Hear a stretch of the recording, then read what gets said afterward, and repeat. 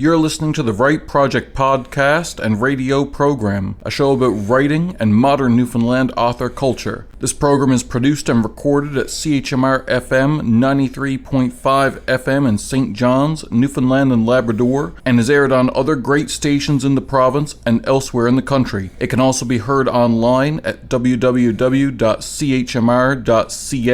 I'm your host, Matthew LeDrew.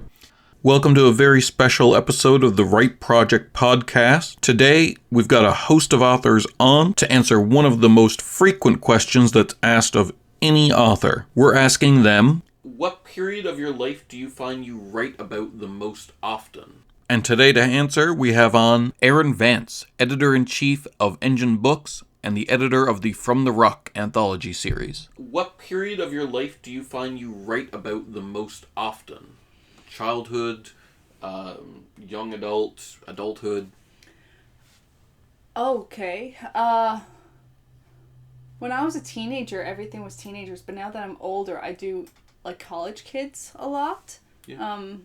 I think I had to do this intro to professional writing course at MUN, and a lot of it was memoirs and biographies and stuff, and I was surprised by how much you had to write a lot about yourself.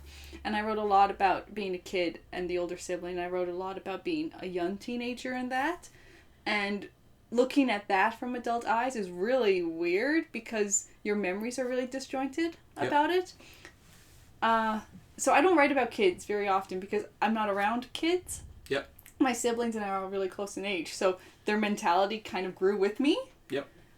So I end up writing about teenagers until they annoy me. Yep. So I think that's why I go for college kids, because when they do dumb things, I'm like, it's cool. I know you're going to grow out of it. But with teenagers, I'm like, you're just like dumb.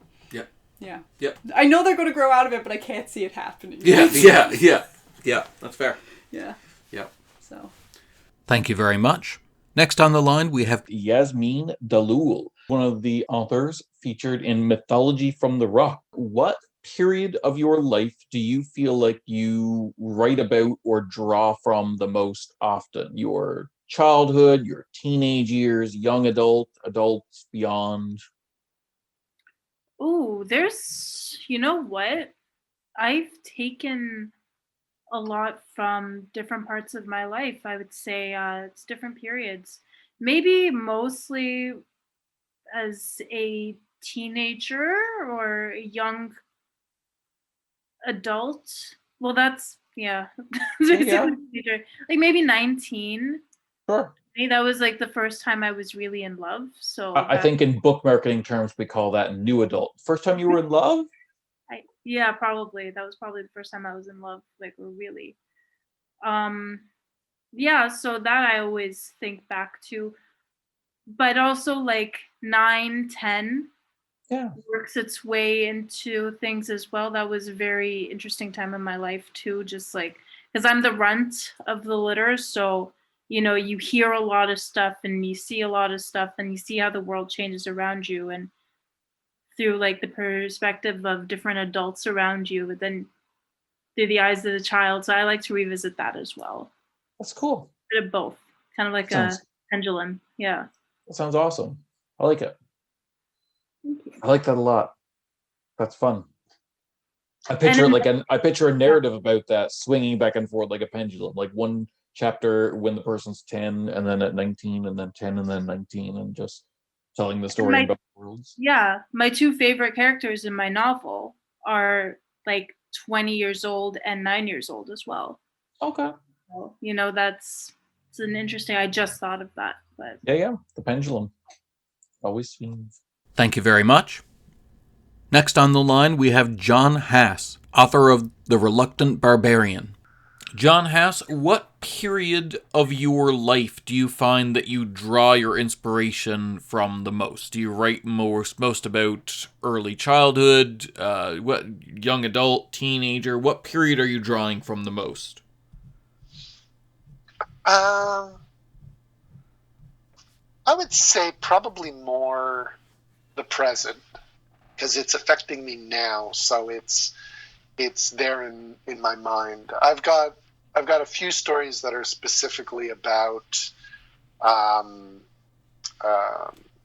kids, and as a father, how I feel about kids, my kids.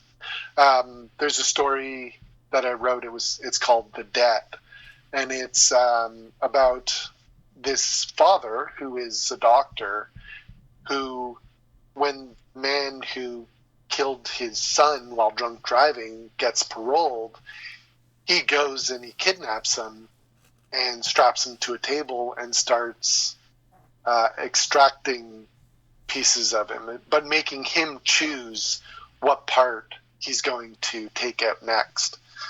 Oh dear, that was in Alban Lake's Disturbed Digest number 6, that's right? The one. Yeah. That's the one, yeah.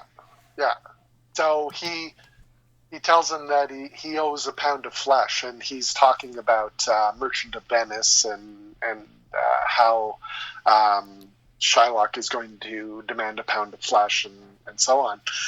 And so he tells this guy on the table that he owes him a pound of flesh for his son, and forces him to choose what pound of flesh he's going to take. Oh, wow. Yeah, it's a little grim. It's it occurred to me, it was just a kind of a thought of what would a parent do? How far would a parent go? That's fertile ground. A lot of people do. That's something that's an evergreen sort of story, if that makes any sense. Yeah. Yeah. Okay. Thank you very much. Next up, we have Susan Flanagan, the breakthrough author of Supermarket Baby, an amazing new novel from Flanker Press. What period of your life do you find that you draw from the most often in your writing? Is it your childhood, teenage years, young adult? Oh, I think it's the current period, but pre-pandemic. So I did toy with the idea of writing the pandemic novel, and I can imagine that there are thousands of writers across Canada doing just that. But I like to read things to get away from the pandemic. So I think, I like that area right around 2018, 2019. Although my young adult novel is set in 2006. So when my husband and I had 4 young children, we moved to British Columbia for 3 years. His job was with CHC, and they moved their head office out there. So during those years, we were heavily into geocaching, and we geocached our way around British Columbia.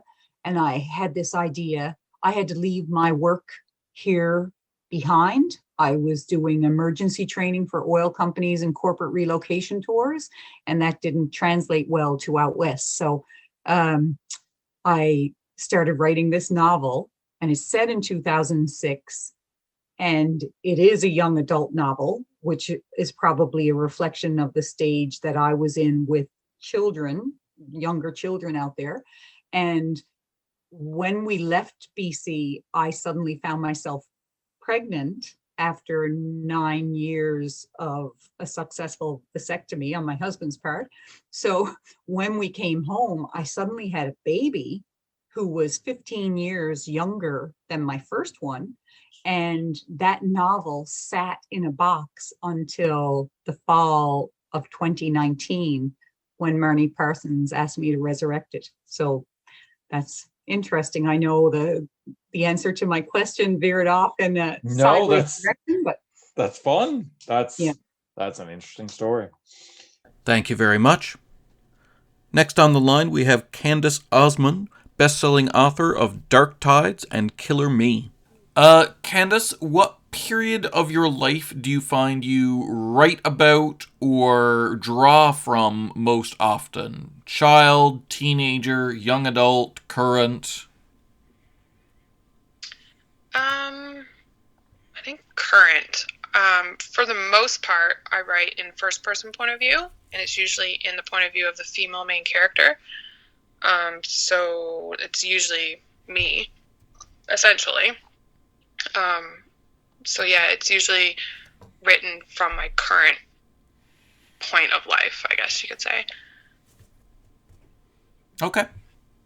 That's great. A lot of people have been saying that. I find it really weird, not to talk about me or anything, but I find it really hard looking back at my first series because I was so much younger when I wrote it.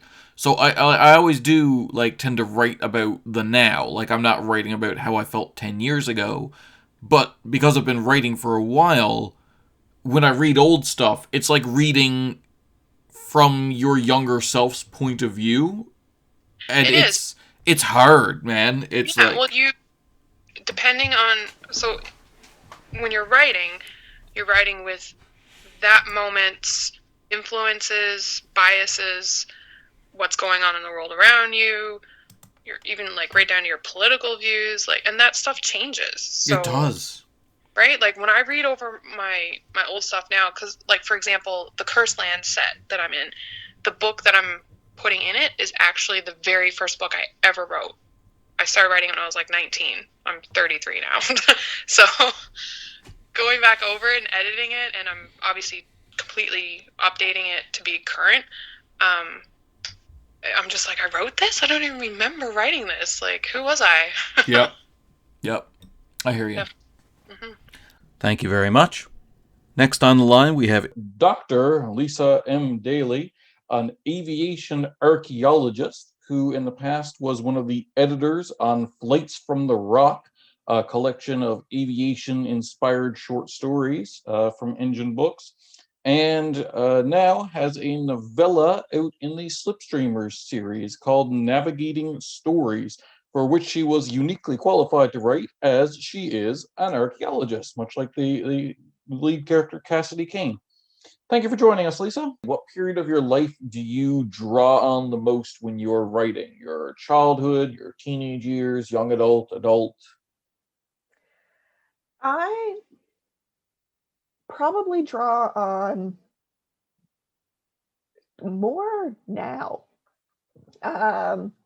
So I probably draw on my life more around the present, but there can be very much some influences from university years more than anything else. And the past couple of years have had a lot of ups and downs, so it's been easy to draw on that. So there's, more university years, there's meeting my future husband and the dating and wedding and all that fun stuff, moving away for work, coming back for work, trying to find work.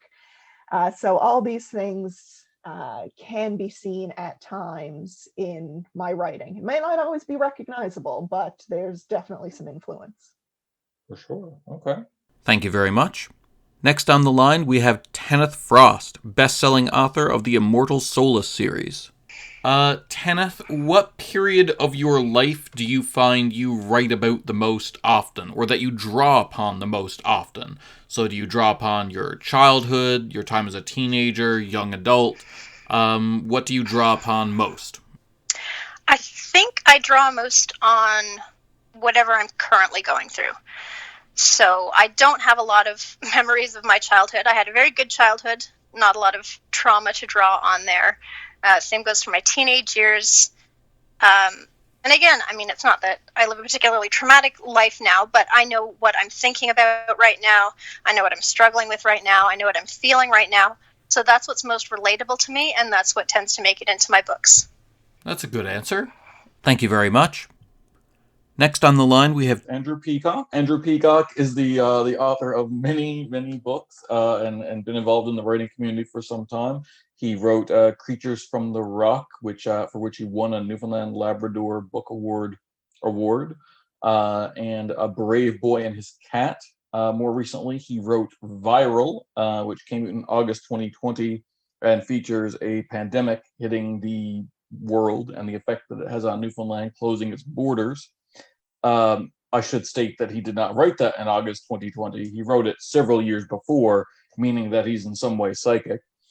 And coming out in 2021, he has Bifocal, a book that he's writing. It's a short story collection that features art in the form of photography with Kaylee Middlecoop. What period of your life do you find you draw inspiration from the most? Your childhood, teenage years, young adult, adulthood?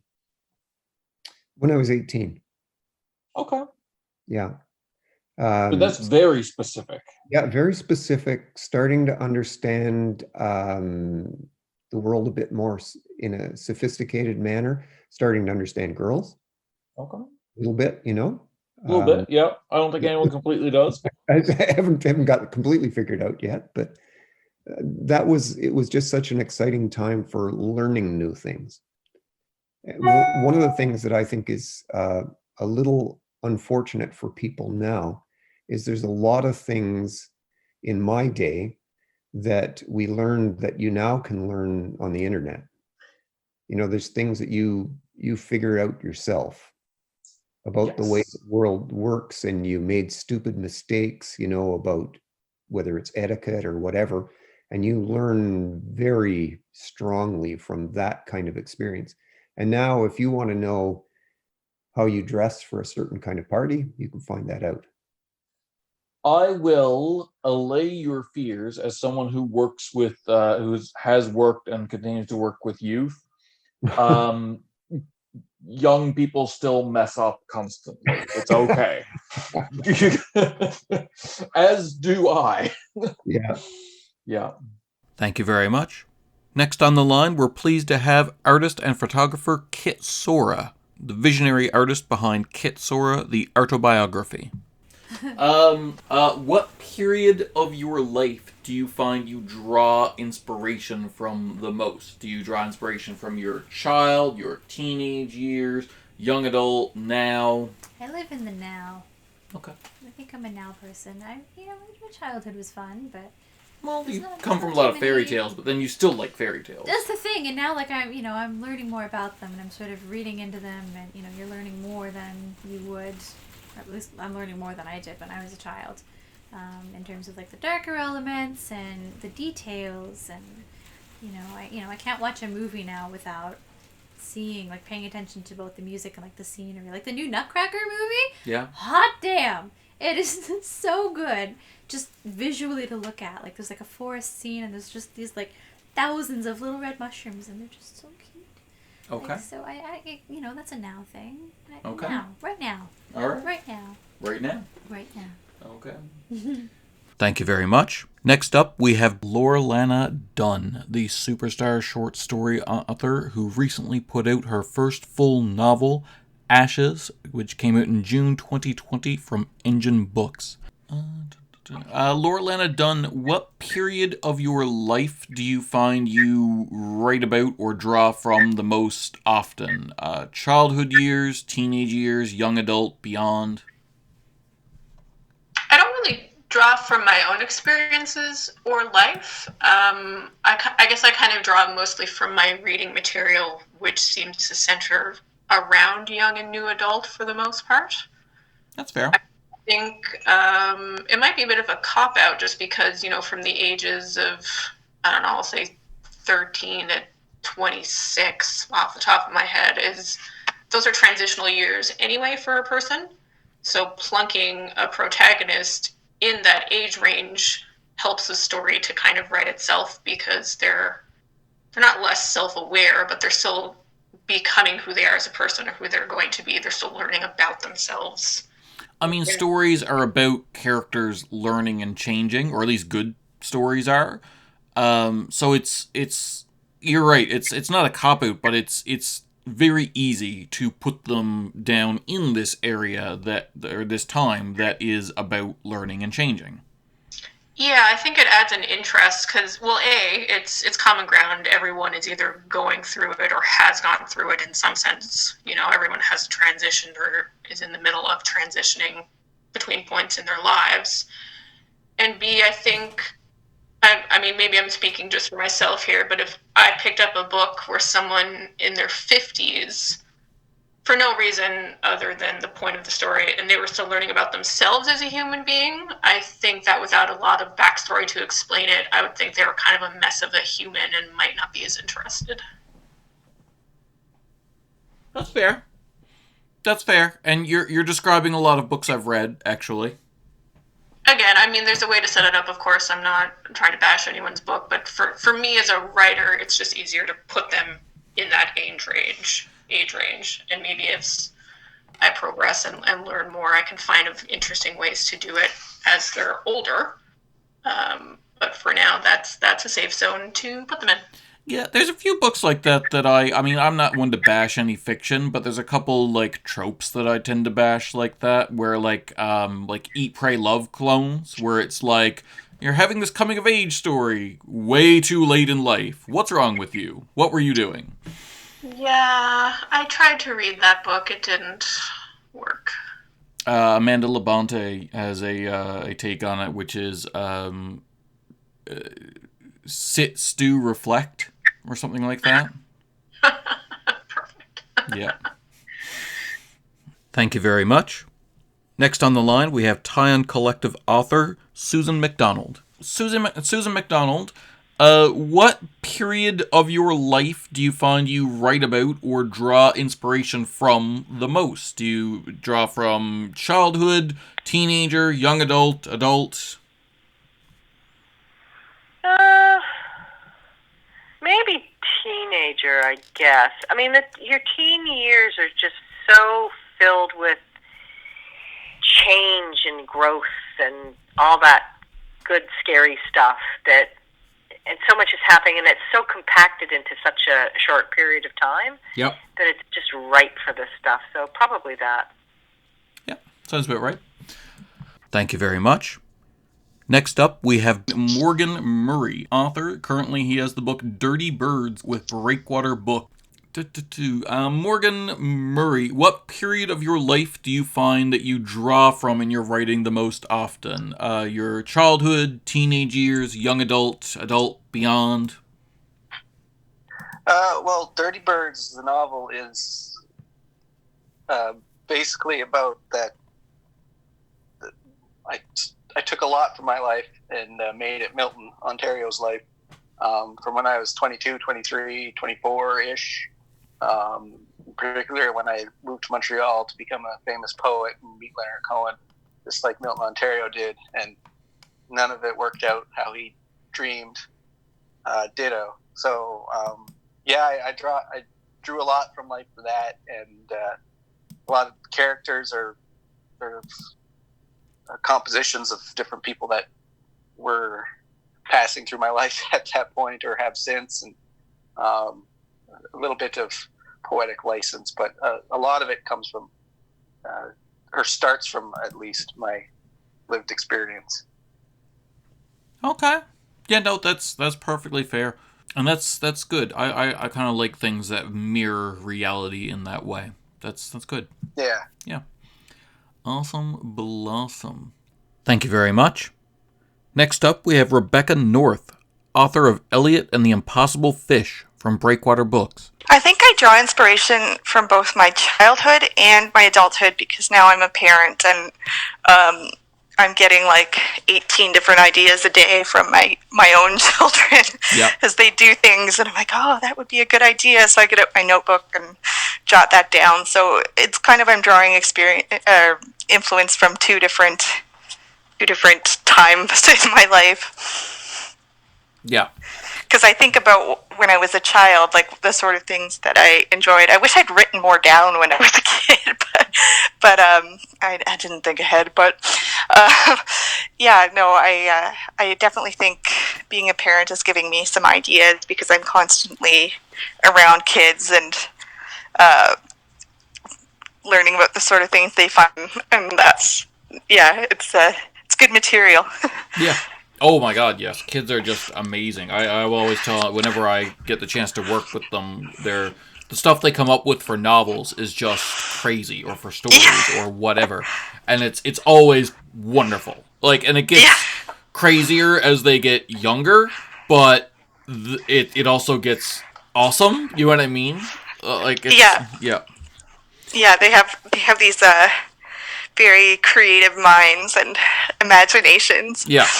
Mm-hmm. Like there was one little girl that came up with an idea for a rainbow veterinarian. whoa, that sounds cool. Right? And I'm like, Yeah. how did you... Never mind, just write it. Like, can you have it to me? Can you have it to me by September? Like, Absolutely. thank you very much. Next on the line, we have JRH Lawless, author of the novel Always Greener. Jay, what period of your life do you find that you write about or draw from the most? Childhood, teenage years, young adult, beyond that? I would have to say that depends, obviously, on what I'm writing. I just finished, or I'm in revisions on a middle grade book. Obviously, I'm heavily drawing on my own childhood for that, with my 12-year-old protagonist. After that, in Always Greener, then that's mainly drawing on, my period at the French National Assembly, the French Parliament, my experiences within organizations, particularly, starting out in professional life. And then my space lawyer manuscript, for instance, that's more my current professional experience as a lawyer myself, relatively independent. So it's quite different. Excellent. Thank you very much. Next on the line, we have Kayla Krantz, who's calling in from Detroit. She's originally from Houston. She writes the Rituals of the Night series. Kayla Krantz, what period of your life do you find you write about most often? Do you draw inspiration from your childhood, teenage years, young adult years, current? For me, it's teenage years. I read a lot of books in young adult featuring like the senior year of high school, mostly for me because I actually started college when I was 16. Wow. So I didn't experience like the, parties and friendships and all like the homecoming and prom. I didn't even go to prom. So all that stuff that most people experience, I never had. So I write about it instead. Interesting. You started college at 16? Yeah, I was in a program. It was like a new beta thing. Okay. And they actually graduated a couple of us when we were 16 so we could start working on our associate's degree and have those by the time we were 18. Nice. I mean, good, I guess. Yeah, it was good, but just different than most other people experience. No, exactly. And I'm just like in my head, like when I turned 30, I went back to school. Like I went to university to get my honors degree. And I remember the like the culture shock of like talking to people 10 years younger than me. I can't imagine that. Like that's half a lifetime in the difference between 16 and 30. Crazy. Yeah, well, it was strange, but the work was actually interesting to me. Because I always found high school to be way too easy. Yeah, I agree. And I find university and college better because you can pick your specialty. So when you're picking stuff that's interesting to you, Yeah. Yeah. Thank you very much. Next on the line, we have Chelsea B., author of London Calling and Christmas Mornings. What period of your life do you find you write about the most often? Do you write about that you're drawing from? So you take inspiration from your childhood, your teenage years, your young adult years, adulthood? Honestly, whatever I'm currently living in. When I was a young adult, I wrote, young adult. And now that I'm, like when I was in college, I wrote London Calling and she was in college. Now that I'm out of university, I'm still writing that university or like just after graduation self. Okay. Because I find it hard to write about a woman in her 40s because I'm still haven't lived that. That's fair. So you write from experience to a certain level. Yes. So you do write what you know. No. All right. Well, thanks for coming on again. For all of you, we'll be here again next week at 4:30 Newfoundland time or online at chmr.ca. Please tune in and we'll talk more about writing culture in Newfoundland.